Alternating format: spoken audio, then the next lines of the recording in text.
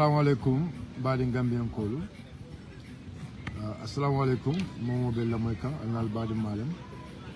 City for Sonko, aka Bayo Sonko Gambia. Mbadi Mulu, be Nada Drop, Punusa Kacha, Kachani Moment, Walla Mindugo, Kacha, Gambia La Cola, Kakacha, Cool Miliala, the caring of the current issues. Kakacha, what is the way forward? The solutions of our country. Cool Miliala, recently, we're never caring, and I believe every patriotic citizen has to indulge being the Kamponga Jacono. Diamo will say I'm bad. But do you think what Diamo is going to move us? No, Diamo will move. Diamo will move. Because the thing is, Gambia ko kukilin taram lafen be wal fam, especially Alpha Kunda, Fonninke Kunda. But Gambia do momo yalon ko dum Gambia do. No amount of words, no amount of twisting people's words will turn into anything. Because kukilin na be yawol nyi ko, dumala be dumani ne jambadi. Mbe kuma kama mem fokan jumala mo kuma kama fo jam. Mbe kuma kama mem fokan jumala mu jumati mem batina jumala barakata jumati mem batina jaw kuma kama nyinde fola. Jumala barakata jumati. Jumala barakata jumati. Bi Allah problème mo ngi fendi wala nyinde ko pour mo le fendi ka fuko no to tata. Barrow kana tata. But look, you people, the problem is you people should condemn Barrow himself. Because this tatam ko among the coming to lay advocate, it was advocated by Barrow. It was advocated by Barrow. And Gambia do ilate fun. Wallahi Gambia do. And you feel or you see yourself genuine in fighting against Yaya Gambia. In fighting against Yaya Gambia. In fighting against Yaya Gambia. If you happen to stand here, you should not ask Barrow about Tatam. Then you must be joking. You must be joking. We are not talking about, our focus is not about those, small boys. No. Those small boys, political parties, they are everything. No, and you know what? We are talking about our country, Nabanko, Gambia. Nabanko, Gambia. President Barrow is from Moli, 2016. President Barrow is member from Moli and and I think it's right upon each and every one of us. No member can work it wrong. Member can work it. But the thing is, for me, it is always important for me, I hold the president on his words. I feel like, okay, Solomon you know deserve. I feel like fine you know deserve. But Kuku Entaraje, at the end of it, Alafama alone ko, Mbe Mansak Ninkaka, Mena Mansak, Foka Baninaka Walla. Mansafona Kumaka Baninaka Walla. 3 years, President Barrow left. And I fought. Na Keloki le Kajako 3 years when you price Sabbath. President Barrow came in 3 years ago. What was the statement of the president? I kebal kumandi, Alpha Bal Lenul Alpha.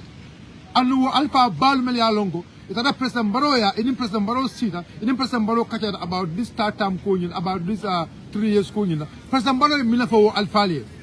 Mfamanyolu, President Barrow will let somebody in the State House during 3 years. President Barrow's statement during 3 years. What was the statement of the president? What was the statement of the president? Dolbe killing nine and Minimum President of Kumakamoti during the 3 years. Kabila and Kebal command and Famal command. I Samba in the State House. What was the statement of the president? Let's ask ourselves. Dolbe killing nine and Yunkawala. Minimum President Barrow Kumakamot in 2019. When we rise up against 3 years. Would that go 3 years or you all for Gambian Koli? What was his excuse? Carrevoke da Amame, non Paul Melangania, Gombe reform Menkel, Faka, Campari. Ha. Gombe reform Keller, Gombe reform Keller, Gombe reform Keller, when Yaya money bacon because what Montaraji. So saying, I have to go to 5 years. People allow him to go to 5 years. After 5 years of Carrefoke, President Morena, I go 10 years.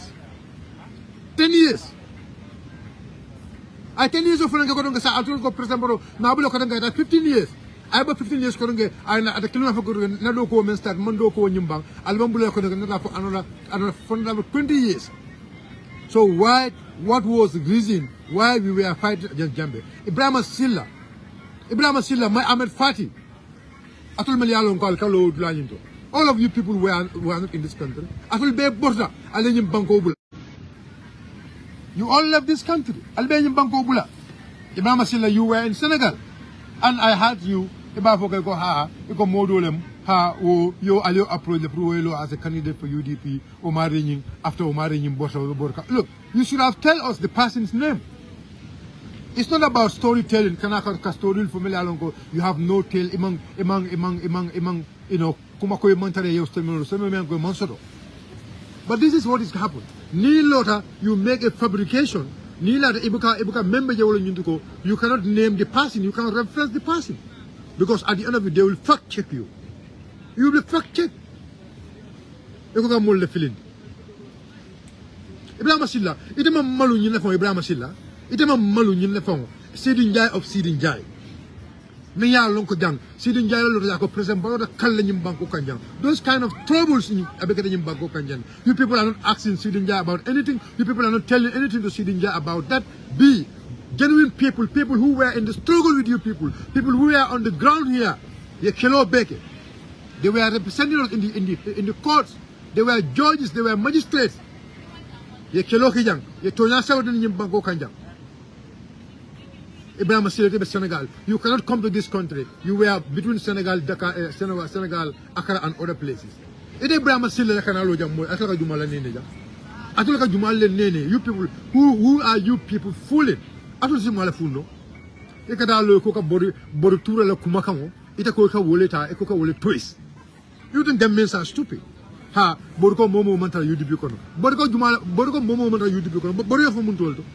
Ita Keba Bakatong. Ita minister to, ita alpha to, dimbal beta buloko, dimul beta buloko, emel wulu. Ita lo platform because of Palazzo Kameka, come from a long kamanso. Palazzo Golo, Palazzo Kameka lo, Kiba Bakadon, Ekalo Caponia, they come from a long kamanso.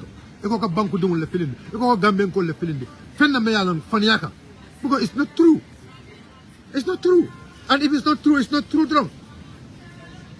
My Ahmed Party, My Ahmed Party, do you forget in 2015, 2016, when you were addressing the country, my Ahmed Party, you go to hell, Or tomorrow take a Quran, you forget about those quotes in the Quran, the insult or the assault or the words you were using against Yahya Jammeh in those days. You forget about that, my party. Otumo Kurano manji. Tumala me kafo my party. Kafo Ajembe to hell out of you. To hell.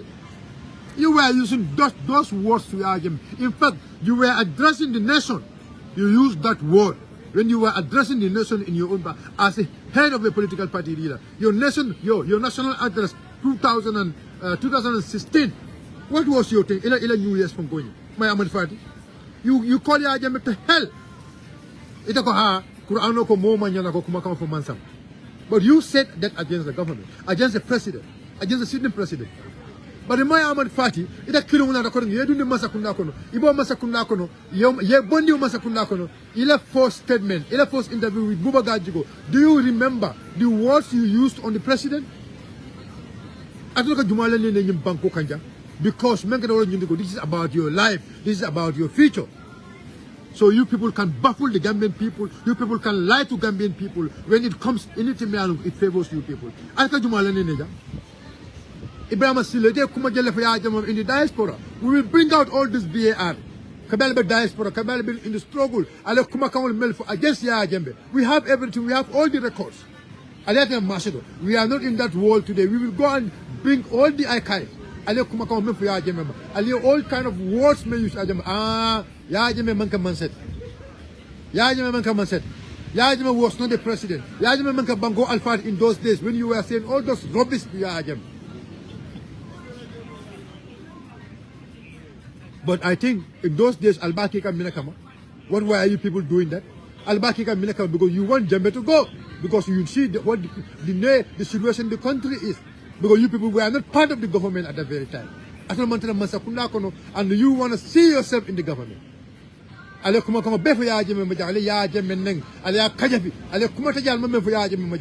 Because you don't want his government to stay. You don't want people in his government to stay in power. Okay, Azo. So anybody who is in the government should not say anything to the government. So natol be masakunda kono mo manya naka femfo masakunda ma atolum jumalti natol be koro do makam masakunda kono alba mo na fulo tinya kan Gambian kolbe bata kono to nyamanda sabati banko kan corruption is rampant in the country ya jambele wato kan mo men complain o kilo mo be kira la masakunda kono bi atol ko mol kanofo atol la ko jango ya jambe overstated be atol ko Barrow na play banko kanjal. When you people were saying go ya jambe have overstayed, who the hell are you people now?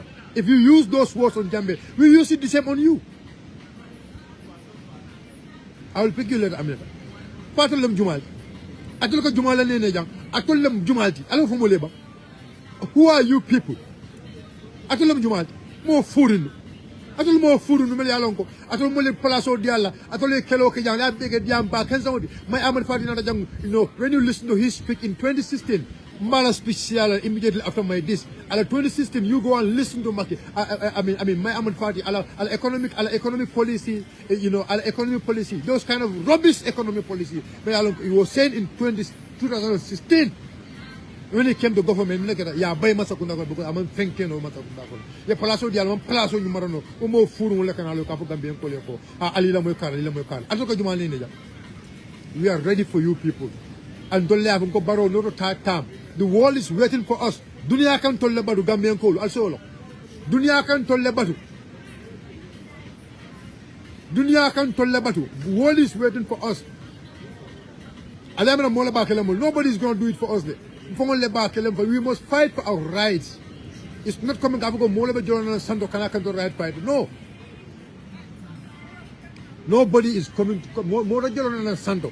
I'm here to fight for your right. It will never happen in this world. You have to fight for your right.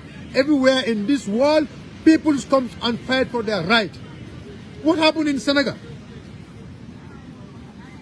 Makisale ko ha because the constitution does not bar him from contesting as the president. Makisale wala. But what Senegal in kole menake? Senegal funding kole menake? Senegal demole menake? The Mexico Maki is not going to attack Amanda Tam with all the manipulations Maki make in the constitution. It's not in our constitution. Who are you people? Because you people are part of that government. When you are out of the government, you start blah, blah, blah, blah, blah. It's not going to happen in this country. We are going to stand firmly. Kajiko President Barrow did not go for third term. We will do it in all means. Either in ballot or we not so he does not even contest. We are going to do that. And we are going to convince every Gambian. Gambia do Mbabe convince la, because we don't want our country to go into any fight, any violence, any form of dictatorial rulings in this country.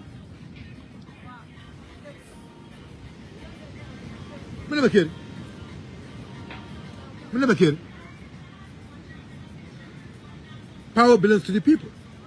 We are the government. Ndolle Cindy and Ndolle Bal Wudula. Ndolle Cindy. We know your problem. We know B. Allah problem manke fenti B. Allah problem is nothing today. You have no other problem being in Bangkok and Namanto. You don't want any Almalaf Moya for them Tatam Po. Because the problem is President Barrow himself does not want to go for Tatam.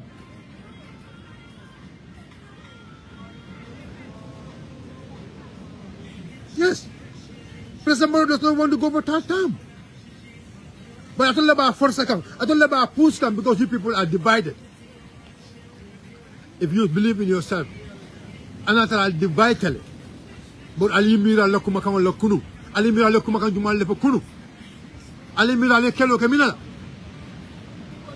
It's only President Barrow who will be the president of this country forever. The same people will lay out Jembe in Banco Kanjang. I don't have to more Kulu Konage. I'll go for Aliamen, William Ya Jembe. We are convinced. They convince you people that what they have done for Ya Jembe, they can still do the same thing for President Barrow. Momo Kafana, Yankale Quarter Keller. Ya Jembe like a jam, Kanyabi Molla Cartero Kang, Kanyabi Molla Carrefa Kang, advantageous Mulgo. It's only Ya Jembe in Banco Kanjo. And it's not going to stop with Ya Jembe. It's not going to happen in this country. And we are going to give our life. Kapoko, ida Luntan Dakaro Fire Jam. Foreign voters, we call them mercenary voters. We are not going to allow any mercenary voters to vote in our election in this country. You like it or you don't like it, that is our stand. No mercenary voters in this country. It's not going to happen. To our last blood. And then we say that. Dem basabal ma foko atul ko yellow albe yellow bonna dem basabal la fa ko yellow be bonna kaje ko tuletu masakuna dem basabal la fuja. And I am surprised. Ibrahim Silakalo can threaten some of the media houses and civil society. Kapoko, you have to come out and condemn Boruture. Boruture Borie Milefa Diamo Konomea Longo, Amanyana Capo. Let's call a spade a spade.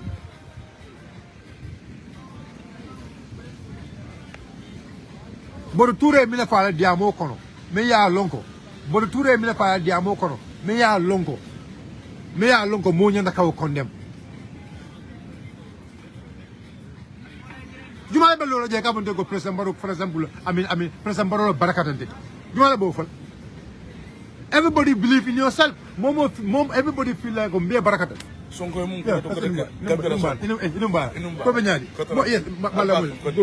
good. Falmolo. Jumala Bello Capo, Jumala Bello in Bangkok and Yabaflo Carle Bafu in the bar. More bomb through Motijang, that's quite true. More bomb through more batting in Bangkok Kanja. Me Bama through an Alpha, yes, sir. Kairoko, Tonaka. So more Lafogo carry bomb through Tulti. So I'll call Kumaka unit, I'll call Kaolo. More bomb through to the Bangkok Kanja, and more than in Bangkok. Everybody, Momo believe the Koeba Frutale. Momo, we believe the Koeba Frutale. It's very simple. Very simple, man, nigga. Mama believe that in Bangkokanya, Momo in Bangkokaya believe that a bar for total. And you, Mama Kapolo, Mbala to do a bat. And Jumala, Momo, a bala for a camera, Mbala for the carrot. That's natural, that's everywhere. I can't go, I'll go there for me. What is happening? For me, but I'll remember Korajan Takele, Bin Takele Sama. Ibrahim Silale Menga 2021. Albe code to our dead body. Billahi will light the light. To our dead body, we are not going to allow you people. It's not going to happen in this country. We are going to give our life. That is democracy. You defend your vote, you defend your voice. And we will always remain as the voice of the voiceless. If you don't like it, I mean, go and hang yourself. But we will remain as the voice of the voiceless. We stood by truth and we will always stood by that. Is this what we fought for? President Barrow, how many times President Barrow stood in the platform? I bankobe murumuru. Konali and Tombo, Nalia Karofa, and Sani Sabambal Marlawal. Sani Sabam Fintan Ninga, Akonadoko, Sadmondoko, Nimba, Muntumano Doko Ebana. Muntumalo Doko Ebana. Muntumano Doko Ebana. I told you about Bakar or the President Baronoma. For Ibrahim Silla, for the Koraka, Ida Koraka Masada. Ida Korala President Yala. The Masaba, Ida Korala President Yala. The Resmas, Ida Korala President Yala. Ida my Amal Party for the Korala President Yala. All of you people, for the Korala President Yala. But you want to baff the body. Mulbe Jamukam, more Furul, more Kalantamul, Kamuleko Ha, the Navajo President Maro Tatam, Fatola Atula Patio, Alaska to follow.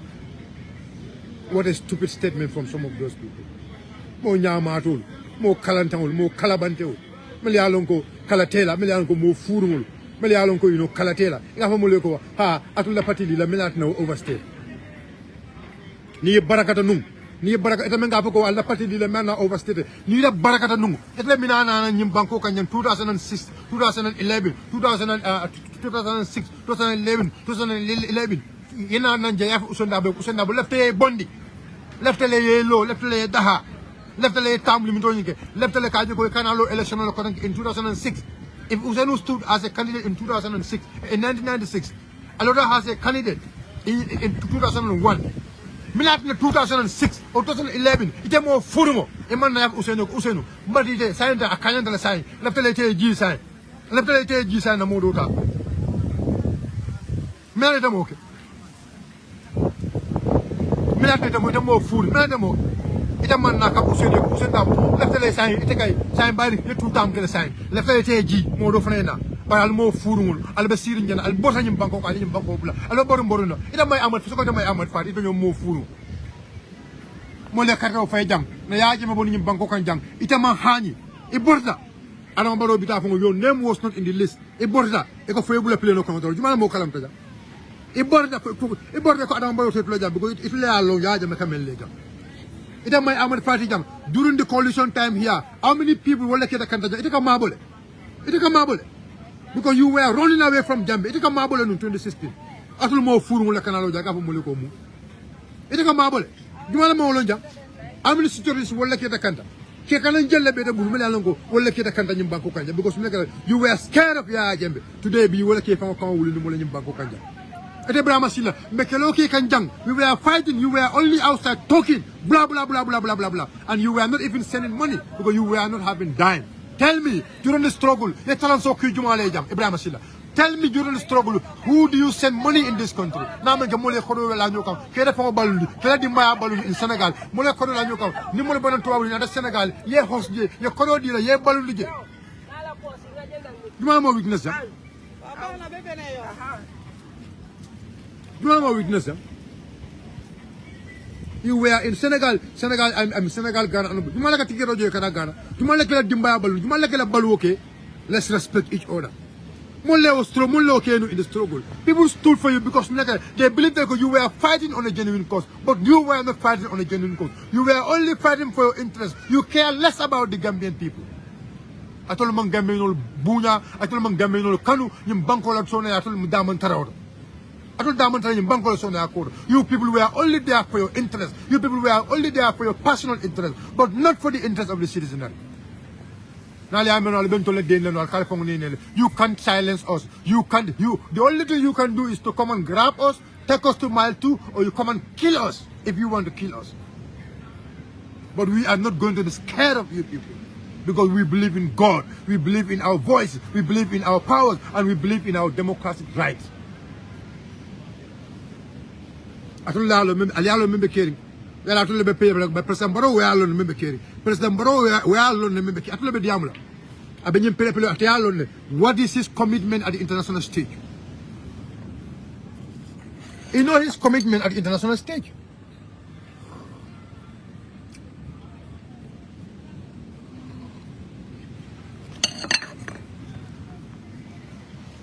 President Barrow knows his commitment at the international stage. And he knows today, is not going to third term. President Barrow is not going to third term. He knows it. And you people knows that very well. I left a Kaola Mabo Gambian Kolma. I left a Mollo Kumakafo. I'll call it a Gambian call the Silendi. Billahi as a coin in Banco Kanya. Natra to the Barakat and told it as a coin. Nara to the Bafu and told as a coin. Nada I told him Bango Canon told us a coin. You know the tartam Yalcalte or Moela, Mbafula B, Mbafula Sama. No tartam to President Barrow because Ataleafo is the one who advocate for it. Akoya Jembe Ako Sadot it's from his statement. Ako ya Sadot Karabajo 30 years. Ya Jembe Sanjimo. Akusada President Barrow have to learn from those people. At a man needs a Karamobulu, at a Karanaula Buloko. Ako no leader is going to rule this country for more than 10 years. That was a statement of the president. It's not from me. It's from the president. Alman Silawal. Ibrahim Silla, ita mo kalam. Ibrahim Silla, ita mo kalam. May Ahmed Fadi, ita mo kalam. Ita kana Quran wala famole. may amul fati tema lon qur'ano e men fo nyaton ko me ya lon ko annawo man telling ya lon ko tema lon qur'ano e men fo kila nabi sallallahu alaihi wasallam ala nen tilimo wala tina ala ya kanu wana ala ya bunya wana dunya ya bunya wala tina bi anyim mahama bunya no sodo ino dunya kono ja ko de molo fal molo fadul molo fadul malo mansa me ya lonko akawo buka sali fadul malo wo mansa sifa dunya kono wo mansa sifalu wala ni alaka wali mansal mel ya lonko ikawo buka sali dunya kono ali crossback atol lefta o mansa sifa ta larun tol kanya all the time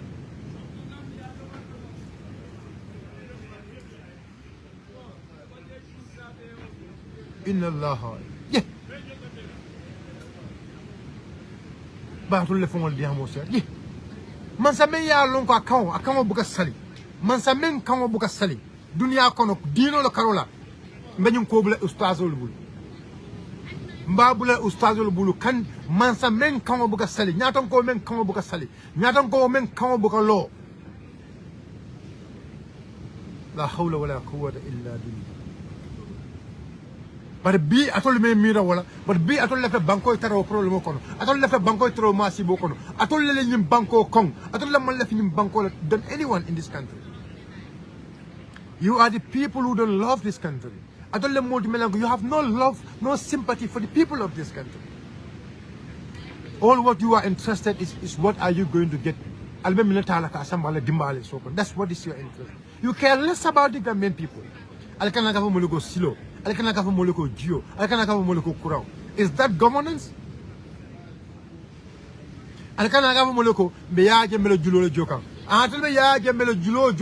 The same time, you people are taking more loan than what Yajem have even taken.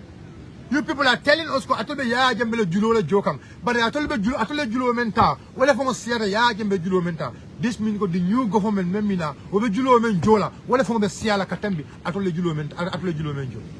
Alkaw fo Gambian ko le alkahani kaw. Atole kahani kaw. Ale julo menta Yajem mata. Ale doku furu mo melke dulalto. Atole ka fo mo le ko atole doku men Yajem mo. But Father Malongo, I julo menta, Yajamo Julota. Father Malongo, Yajamelo Watola Mo Julo Menta. The economy was stronger. The economy was stronger than today. The economy was stronger in those days than today. Father Mol. Alemula economy buoyant. I got to be infrastructure, I got to be development, I told you Jumalet. After failing down our economy. The statistics are there.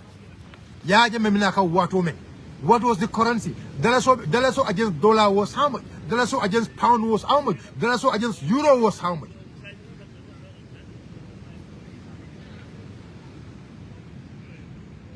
Bi alkan naka muloko. Yajama ka silo meter kilometer during yajama time ka doku gelala. Atolu kabaton nata. Atolu ka silo kilometer ka doku gelala. How many kickback are you people getting from those road construction? You people think you people are. Atule amina tul bumole nini. Atule amina tul be Gambian ko nini. Albo contractor alkedi contractor jumalela. Who were those contractors? When did they become as contractors in this country? Atule amina Gambian ko stupid. Just go and make that 2 years, 3 years silo before let time be ban na phone. Before 5 years ban silo you have to maintenance it. What was the budget of the minister? NRA budget movement. NRA budget, we know it. We know the development NRA movement. The Ministry of Works, we know their budget. But albe tulunkan molla, albe banko dunkan julola, alkaba moleko. Ite banko dunkan julola, and you people are telling us, we should praise you people. If Natra Aliano, Natra Al-Sakeno follow, Al-Kakodo Menta from GRA, we expect more revenue mobilized in GRA. Because you people are putting a lot of tax on us. Nka namu jelle jo, atole namo kafu kabin kabeato nat ale namo kafu jelle to. Nga fengol mel soto no $100 la nga menjo $100 la namola bin kajo jella la bi president Barrow koto ndollo namu kodo ala fo molya alko kodo dum mundu alko hakala you people are telling us hakala alko hakala so atol kabaton natan dola national resources is only hakala 80 something kilometers aliyo damma doku from our money from the taxpayers money hakala silo damma. So all this other rest of money, all the rest of development, you people are getting it through loan. You people want us to press us on loans, on money. You people are taking on loan. Money may come again.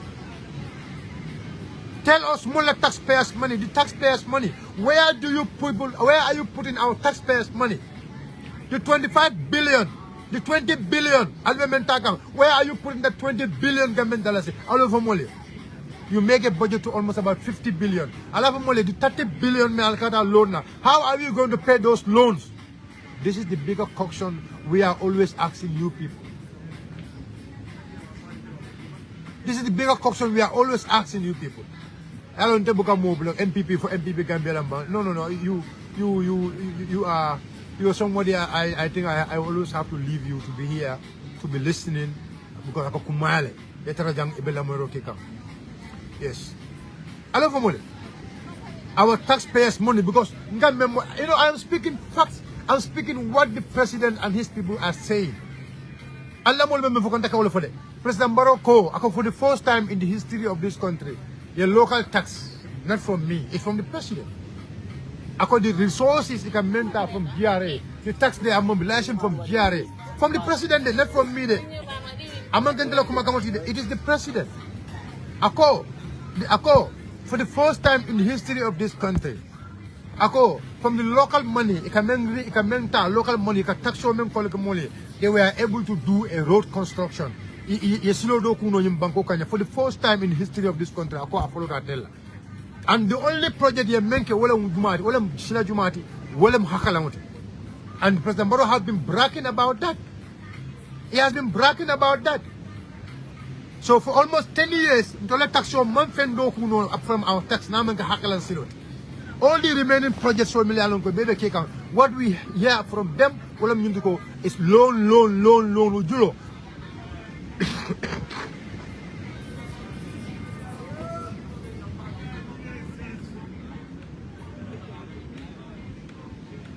That's the only thing. But it's okay. We know the truth. And we are going to educate Gambian people. And we are going to convince Gambian people to join us and fight against President Barrow should not go to third term. Because he have no love for this country. We are going to do any means President Barrow will not continue. We will do it. President Barrow did not contest into an election, or if you contest to an election, and we will defend our vote. No, I'll fend on you, but we will always defend our votes. Yeah, I'm in a red drop. I'm the right drop. I didn't see you again. So guys, you never young. They don't want Gambians to say no to third term. That's their bigger problem. Third term code, they don't want nobody to talk about that. Because they know maybe the international community will about the matter of third term. ECOWAS Lembang, AU Lembang, UN Lembang, they know maybe will block on because Gambia democracy, those people want Gambia to have a better democracy. They want democracy to stay in this country. So Yalone member will block on. Manda Barrow is not attending many of these international events. But normal travel is president but he doesn't want to go and attend international events. Why is not want? Why Abukalif Katawul to ban? Why is sending the vice president into all international events? Do you think we are fool? But we are member carrying. But all are long member carrying Katabi mobile. Atol mo furmul. Atol mo kalantangul. Atol mo melialong ko hajitala. Atol mo melong albala juvolefe. Atol mo melong albe palas min kensangola. Atol lebe bele kang. But we are going to speak. We are going to speak. The victims are here. Look, imagine. Victim center. Kabin Sava 2017 for now. Victim center alone. President Barrow have never visited the victims. President Barrow have never visited the victims. Gambian ko. Mol melialon ko. Ya jembele jamano la. Wulle batata. Ye wulle la mol fa. Ye wulle famal fa. Ye wulle la mol fa. Wulle la mol hudaita. Ila victim center. Kabije victim center. Mol melialon ko ye mantoro soto no ya jembele jamano ko. Ye kafolo kafay ko victim center. Damen dialon ko fanankata jele mule niji dulat. E ka makorol nyini ila jara kende akolto. Fombe bi men kono President Barrow na minen ta kay visit. President Barrow bojang ay ticket ota ay flight ota flight. Abulada pleno jang tana Senegal signa jelu. Ñinam signa ko lañu ka ta Senegal mol mel yalon ko kelo ke Senegal e fata. Ñinam signa ko de President Barrow kata mabe wala celebration on ñito. But yet still do la mol mel yalon ko wala le kelo ke ka tajirante ya man sa kunna banyim banko kan jang. Fombe ñinam men kono ancien President Barrow man ta kata ka wol visit. Atole amiro nu womari we yim banko kanu. Atole amiro nu we yim banko kanu. But remember for the Gambian call, we are launching it. We are saying President Barrow not a third term, and it was not said by me. It was said by President Barrow. No president, no leader will go to third term. They for President Barrow there. Ako no leader will come. Ako moment bita more than 10 years in Bangkok and down. Ako udanta ya jembela. They for President Barrow there. It was not said by me. It was said by President Barrow. And he cares less about the victims. He cares less about the victims. So Gambian for Gambian call wala ñunti ko Gambia dungo be social media la bang ebe Facebook la bang ebe WhatsApp to bang akana ke diamo dam mati ala kana ke diam kensa mo dam mati akana ke pele kensa mo dam mati. And the only problem about this country wala ñunti ko to lokala pele social media don ka wuri ka diamo kensa ko social media, but we don't want to act. We don't want to act. We have to show to this government, we have to make sure they realize, they understand the kind of country we want, the kind of democratic country we want. We have to make sure we make them to understand that what is the importance of term limit in our governance. We make sure why we want President Barrow not to go to third term. It's not going to be an individual person's show. It has to be a collective show. It has to be a collective interest to make sure, Kajako, we don't allow self-perpetuating rule in this country. Because leaders who are doing self-perpetuation in this country, and the problem is, and we all have to be very mindful about that. It's like a mole fitino. But go, Jumale left a fitino, mentamita mola, you make a mola carrota carton. Mola carton. Jumale fitna dun choti more than that passing. Banco Dumole men for the killer. Jumale fitna dun choti more than that passing. Mome ya longo sinya jelu ninti bitole memfo ataka kudolake from 2020 for kana for sign every year e ka budget o menke the amount of budget e ka menke from 2020 e ka na fulo men landi pour president Barrow nyanda ka na fulo men ta ka banko be round sango sang nyina nam sanji worote ni ko million tang president Barrow ka million tan saba aka wolo domo. Niko million tansaba aka million taworo domo niko million taworo abita million kemena domo kata bangu yaay ken sango doro ya bega politique ken sango nim banko kanya parlo mo kalama alka mo ko besila do ko wala albena sila do ko albena na fulo sunyala alkal kan nene sila do ko wala alkal kan nene kurang wala alkal kan nene the so called alkal kan hospital mello alkal kan nene wala when you people are getting kickbacks alkal kan tol banko dungu la nene do you think we are fools? Do you think we are full enough? Kanlamatol. Look, I don't know you must learn. I don't say Boris Lanino. Yajame Bori Memajang. Yajame Kobeka Borajam Boris State in Banco. Ebasilla. Galo, the Milan Amako body was not in the struggle.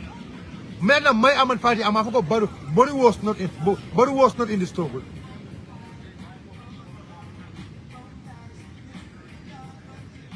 Mena Amako. Ataya Lonko body was part of the struggle. And I learned very well what exactly body was saying. We are not going to relent. Dolmanga fitna dun chowal. Il a fait que Gambian call the Silandi, il a fait que Gambian call the Nene, and Dung, among Gambian call Nene is only their personal interest. Billahi, il a personal interest. Mo yemera sidin jai of all, B. Sirin Jai Melo Jako, President Barrow Mansaya in Bangkok and Jambi. Near Sirin Jalo Kumulo, B. Brahma Silata Sumulo in Bangkok. B. Nada Sirin Jalo Kumulo Num, my Ahmad Party Tasumulo in Bangkok. B. Walakalo, Wallen Sirin Jaka celebrate Nola. No, Gambia Diana.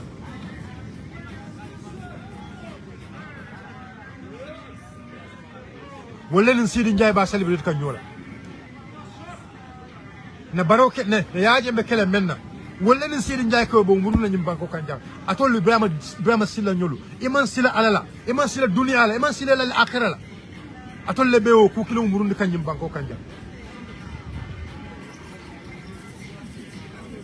atolu lebe o ku kilo sementu ya kan nyimbanko kanja atolu ka fo Gambia ko ko genuine atolu ko atolu genuine atolla comrade soul mel fata ifata ko mel la nyimba ko kanya bi o ko kirul be keri mba ko kanya to lebo defend kan e may Ahmed Fati hey Ibrahima Silla bar wolati nan taka diamu Gambia alfalle taka diamu Gambia alfalle nga diamu fama nyolle nga diamu nanyolle nga diamu bari musolle nga diamu Gambia dungolle spécialité me ya longo ya jambele wato kalamuta ita me ya longo ye jawra la wato kalamuta but ita me ya longo you were part of the struggle when we were fighting against dictatorship in this country. But B, Ibrahima Silla is part of the government. My Ahmad Fati want to be part of the government because he's already part of the government, although I can say who knows how much money is receiving, because ndalo na maika damno ko you know I know everywhere. Kabri may murunta I saw it one day when Mike came to somebody, I mean, you know, another could call a jama shot. I'm Murunta Mutana Masha, go marry and go ying, Nalma Kodo, Nimbe Murla. Well, I'll follow my Kodo. Nima Makungo, you know, it's better you don't want India. It's better don't want India because no one Nimbe Mura President Moroccan. And what happened? Cabral do that. He has to go back to the president. After all what he has said against President Barrow. After all what he said against President Barrow, he have to go back there because of survival. He is my brother. That is it. Kabra murunta masoro. Nafu maringa ko. Nying aye nying ka mel domo India. Ngago ni mon domo India nying ndele ya ko nying. Very soon iba mo lo ka President Barrow. Mbeje 1 month 2 month ro President Barrow. Nga mari ko ngai mafo. Ngai mafo abital mafo tata. Nga fele President Barrow ya. Nga fele. Nga nanyum foele. Ko ya capital imam ko capital afata ko din akawlo nyino tumo ngaya capital ni mama ko capital anota docteur Ismaël Sagnol bebe wala nyam wala tin ngom fama nyol mbama nyol nanyol Gambia musul wallahi malaf min wala nyindi ko malaf ño sabola malaf mansama ya lonko aba fon wara la ka tambin tolla mansama ya lonko ay amira num comme sembola batala asan tol manano le wato men diata malaf o mansa sifalla ni wala ka President Barrow ko kumbali ni yaje le fa ka President Barrow kele 2026 le fa ka kele more than 2021 dalila le beje I understand it's about the future of this country. It's about the rule of law. It's about the rule of law. It's about the peace. It's about Bankola Cairo. Moli man lefi Bankola Cairo. Wolle President Barrow na la moldi. Wolle man lefi Bankola Cairo la. Billahi man lefi Bankola Cairo la. Momo left Bankola Cairo la. And President Barrow himself na left Fongola Cairo la. Left Bankola Cairo la. Mantra fiya Fongola mota nene la. Mammoje dunia kono. Mense President Barrow nene no kabay ko yabdo go for tatam. Because umala dunia quality and al yomal kiyamat. But melekata mo furu mele ibadan wala mo kalabanta wala adan wala wala lefta ka President Barrow ka nene kala na fulo domo ka tinya ka dunia kole na makoye e dunia kole ni embalo manyame in Guinea Bissau e dunia kole ni makisalla manyame in Senegal andol fanan kamen duwa wala nyindi ko and President Barrow nyina fa ako mba make sure me election organize la nyim banko kanjang mbo be sila nyim banko kanjang ni ma election organized no in 2019 or 2020 my election organized no. Free and fair election ma organized no in those days. 2021 In my election organized, no, when you are not going to join 2026, we expect you to organize an election. May I long if you believe in yourself, if NPP believe in themselves. I am not coming to Parliament ko ha no tatam wallahi suma wallahi man sila presa morola because na lon ko bi koliame belaring Gambia jungul kang bi na dala so be tembo momento the current currency of this country be tembo momento bi we all know very well bi man moro da be damento bi bunjo momenti bi balo be ko yar mol ma nyamen bi mol la karfa jobe nyamen bi na compagnie mel yalon ko man sa kunala compagnie la mudi mo jele sindi wo compagnie do wallahi ani bala man fa sirbo Sonko e bala fa fondin cewe me yalon ka be do gola gamtel ya sindi ni balo man fa sirbo Sonko e bala man fa jongoye e bala man fa modo e bari balo e fa me yalon ko aman do moro soto no amana dimbabe ballo men bari balo e fa mo e me yalon ko amala bungo fongola karfa jo soto no e balo e fa mo e me yalon ko bi ala dimba amon do moro ke Mino saw because mansa membulu amansa man banku dungul la nyar talon amansa man banku dungul na falon amansa man lef kalo fenna kalo banku dungule ka banku dungul la kelo ke. That is the kind of government we have. Kuma dima kensan wonta ku ndol we are going to speak to the power ndol ka jele ko ndol mansa buñale andum be motla mansa buñale bar ko amango ko me mansa buñale wala tinna ite tonya fula manse ala fo ma foko ala mo fo moyde ala mo fo moyde ala ma fo moy ko kana tonya fo manse ala mo fo moy ala ma fo moy ko kana tonya fo manse ala ma mo ya mari pour fan ya fo manse ala ma mo ya mari wala ala ko al baraku kendola bal ala man sa fo ya mari kay ko e den nasrat al mustaqim select lindo ala fo man sa ya mari wala tama kula me ya lonko wala muslek lindo e den nasrat al mustaqim ila dunya be wolto ila yawmal qiyamah be wolto ila dunya be wolto ila yawmal qiyamah be wolto because ila yawmal qiyamah ibe nyinin kalale ila mara fangul ye mara nyaaji le yemile foye ibarata minala Mr. President si yemira nyina ba Mr. President si yemira nyina ba embalo I one time like in Guinea only one time bi Guinea fana ke fele yo boni presambaro tout time yo wala ke jang ilafta ninto la ñosam ilafta ka fitno sama la ñimba ko kanja mbe parela ni lafta fitno la mbe parela mbe fo defend la bana al dafa fitno la sa akol ko fitno atol ko abe jerla ka yelo bon ñimba ko kanja wallahi nda sa fale ko dolte yelo bon na de bari mbe lola le ba mesolo ko mbe na kaw mbe na ka to defend mbe banku dungul la kaw defend if that is the problem let it be a problem. Let it remain being a problem to you people. But it's not our problem. Our problem is you love this country. Nanyam banko kanule and below kanyam banko right fight. Below kanyam banko sovereignty can protect at whatever level. Because there is no place like home. There is no place like home.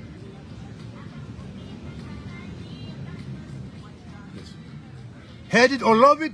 Bi ntol ñim banko la muntati mfañol bota janne mbañol bota janne mamañol bota janne mumuñol bota janne ntol ale ntol ni ba ñim banko la kan manta banko do kan ko la ñim lola ntol ko mba sut la ñim banko la kan jang ita ko de ben do stop la wala ita ko de ben da si la wala who are you atolam jumalti a police te jang a sojar manta ñim banko kan jang aman sa te ñim banko kan jang men sentol dendino isa men keno wala ñindu ko yemuta yen sorong ila yawmal qiyamati ni kidi dunya kono jang ni kidi yawmal qiyamati at the end of it alayhi sika ye fa jahannam ko it's only about that because ni boy tan kan ndara yawmal qiyamati ma hako tuweje ye kolya lankan na hako be bole kan na dimbala hako be bole kan ye banko duni toro men kono ye banko duni mantero kono Allah subhanahu wa ta'ala babondila ikam ye kuma kawo fa banku dungole man barala ala be kitini lo fanal ko itla fa banku dungole killing ila fa banku dungole fula ila fa banku dungole saba bada man da wala ye kol ya je banku dungole kay be dering sunya e be banku dungole na fulo sunya le be dering idi mol be denni al be banko na fulo kasara kan atol kon tol len dewo fe dina jumal ko mo len de wala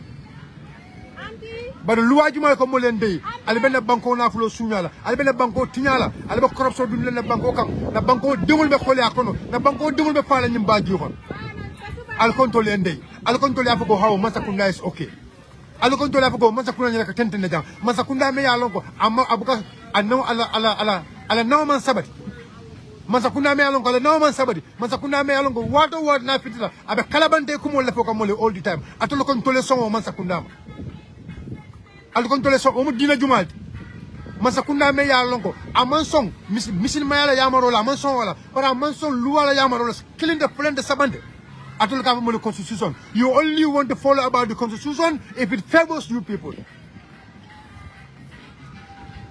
al ka mo ko loi but no loi ya atol favor that's the time you people are talking about loi kabin 2020 budget o me ya lonko ka budget pour président o tay bini ay banko yaay dunia dibitole mel lendi atolo ka tambi wala albuka baymen fonke no supplementary budget alka kolota alka via directly you do direct baymen alka kodo bondi dulado don doku alka kodo bondi dulado alka bulale fufalto yakono mo buka kunoje aliyo luwati nyawto atolo luwati nyawto sinya jelu alma fo mole ko luwati nyala wot bare momo ko president Barrow Canada sanyi sabol alko ha luwa mo fo so nimme yatol febo loi wala fo but nimme matol febo loi mo fo alka juma le ne jam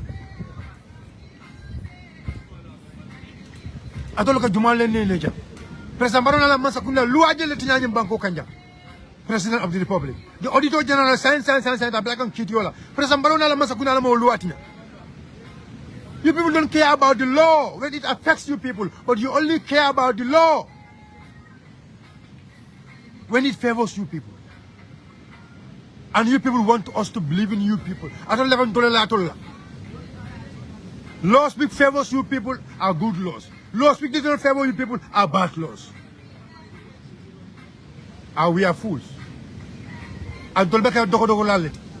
Tolbeka Kabula no Matron. Natalie Bulana na Fulo soon, Ale Bunyan law, Ale Muslim Malini. I told left a wallet. Today.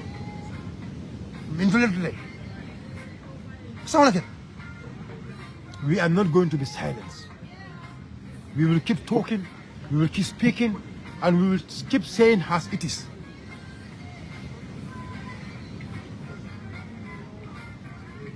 Malabatunale, Ngalakali, Borutura Commandile. The second Bala Mojane, I come account use against Mandinkas in this country. Alman finda la ko fitna ko mo la wot na Sirin Jaya janne ay kuma kama men fo jang Sirin Jaya fo jang al Peter Gomez alman finda le condemn atol police wol mo alman Sirin Jaya commande atol police wol alman sekum bala commande atol ko ha boru touré mu opposition wolti atol ba boru touré ko man saman bele ben dan kulal atol barakatan tol asa koy na tara police line President Barrow le police lo nyim banko ka nyasa koy wana boru ka foko fo atla barakatan tolti amam barakan tolti alale yake mansati anum jojo dama balaw alale mansa diala bar alama faye menke nayo ke mbo falale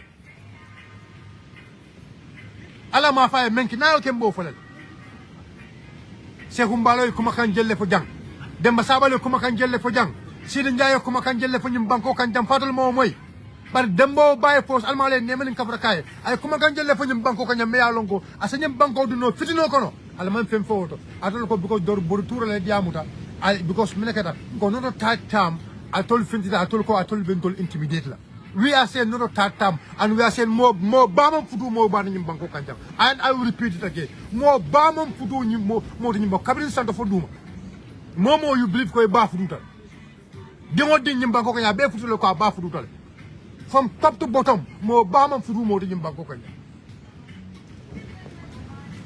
mo bamam futu mo tijande we give respect to each other na ñoo buña na ñoo respect na ñoo la wulula buña na ñoo la wulula respect the way you respect your elder the way you respect your parents that's the same way I respect my parents the way you are proud of your parents that is the same way I am proud of my parents and I believe ko mbaye dinkendola wulu mfaye dinkendola wulu and I'm always proud that ko mfaye soto like always the way they are proud of ko mfaye soto baye soto if If that is a crime, then let it be a crime. But we are going to speak. We are going to speak, and nobody is going to silence us.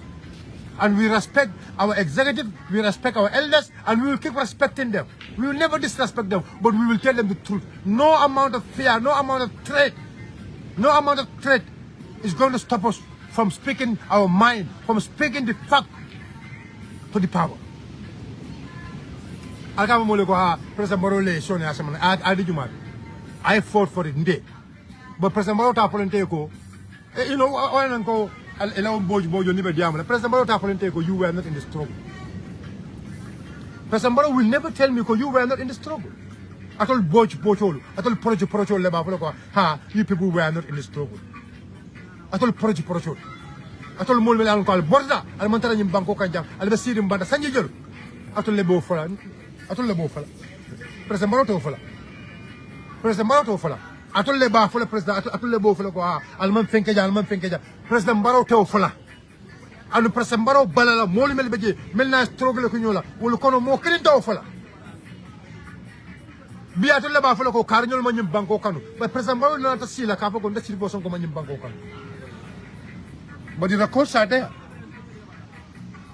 The records are there. President Barrow will never stand and say, the Silver Sonko, I don't love this country. You can agree and disagree. We can agree and disagree. And then, like I said, I will never and ever insult the president. But I will tell him the truth. Because I will never dogo any leader in this country. Never on earth. Who knows me? Look, you know, but we will keep speaking. No.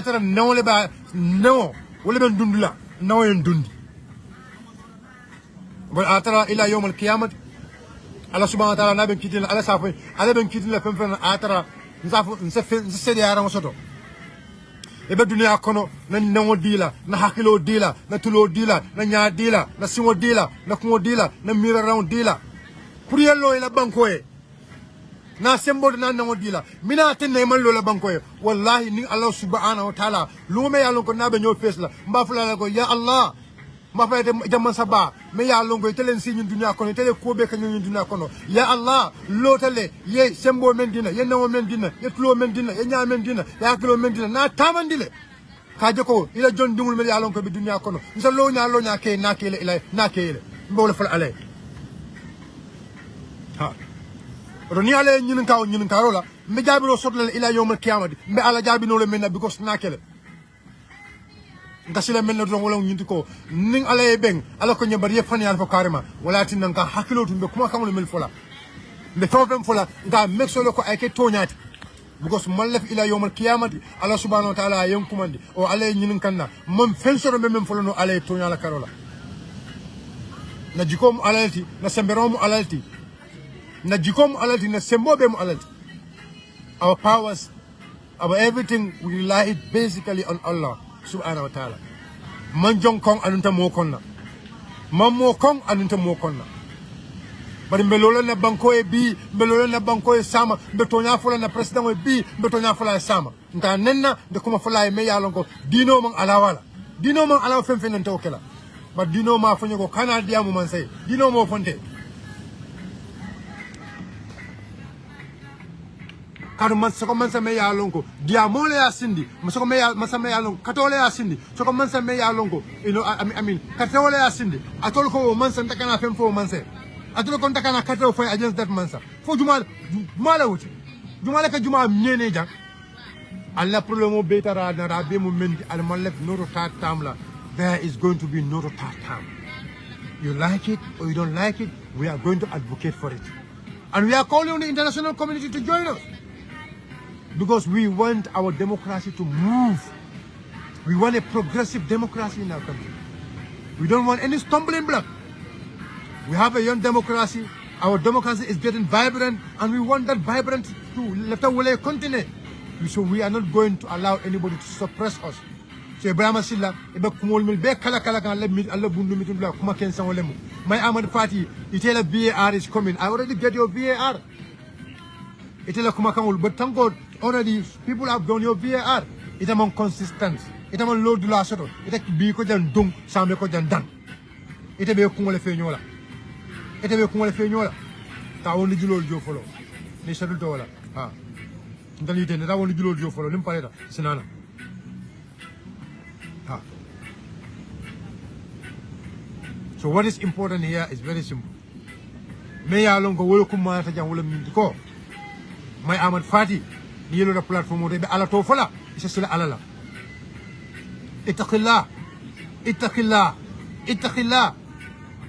كل يوم واتي يبقى على تو فلا درون إذا سلا على لا إذا لون كل كان منفو يوم القيامة على سبحانه وتعالى بيكتين دلالة إذا ما منفلا إميرا كنوا يافو ناديل إميرا كبري بيا كلام دكان يبقى يا جم نو مجان يمين فو يا جم ما بي يبقى بريستان بارو كان والله ثم والله جون بجون بيلا إذا من أوسين دابو كان بيبان إذا من يالونكو إذا من بكاري كان بيبان إذا من بكاري كان بيبان إذا ميرا كنوا يمين فانين بيمنا منفلا isa lonko ala nyaabe mbela ala tulobe mbela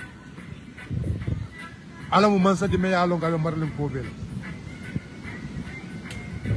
man ta kam me jam inshallah wa rasulun do dara purna le kaja wa salatu wa salam ala rasulillah sallallahu ta'ala alaihi wasallam nara don ka faale ko belori ne be bamandi annu ñun noto tatam ko ñin mba ko ñin telal imma president baro talola kada tatam lo o imma ana tara fanan aya fam forsele abe malulale ko mbalo malto nyame ko jina bisaw gos ako there is the resource ngam moy e ko mbalo boyta e ko opposition la winda bari mbe president baro tala mba mek solo la ko me Macky Sall ke nyame Senegal ko no president baro be kala wala nyame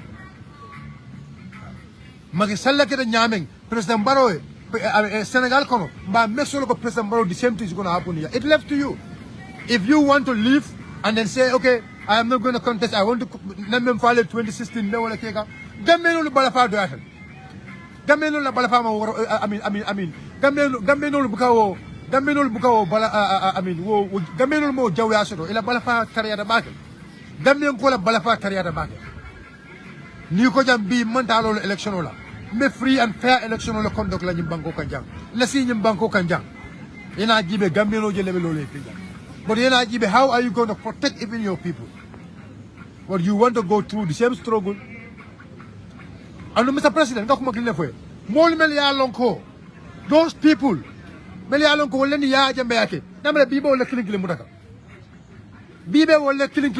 President.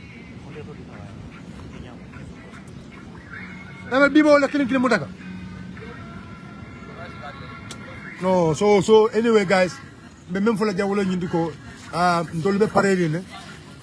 we are going to defend our rights. We are going to defend our rights. Make sure that you Tonya is somebody in Bangkok and Jam. You know, Batara into Sona in Bangkok and Kotanke. Below the Tonya and Balloon in Bangkok and Jam. Maya Lonko na Cairo Bewolakela. Toya be Sabat in Bangkok and Sofela Kuta. But I'll not buy the Malandro. Silvo Sonko, aka Barrow Sonko Gambia. Mteleyafo. I'm going to come Mteleyafo. It's my video and I take every word I said here, I take ownership of it. Every single word I say here, I will stand anywhere and say it. Because it's my democratic right. Moma barakanti nyimbanko kanyang. Ha. And do fana selo la fanya ko imam barakanti mbe sonna. Do fana lo ko imam barakawd o fana song. Because momo ilate fonwal. Momo ilate fonwal. Our belief is God. Not Allah don't know. Wallahi suma wallahi. Malla fenna fa Allah. Allah don't lata walla. The tonyero kala de. Manta John Tonyela. Because Allah man tol yamare pour kala John dimol tonye. But Allah man John dim fana yamare kan tol fana tonye. IGP, Inspector General of Police, you know the real political environment. So let nobody fool you.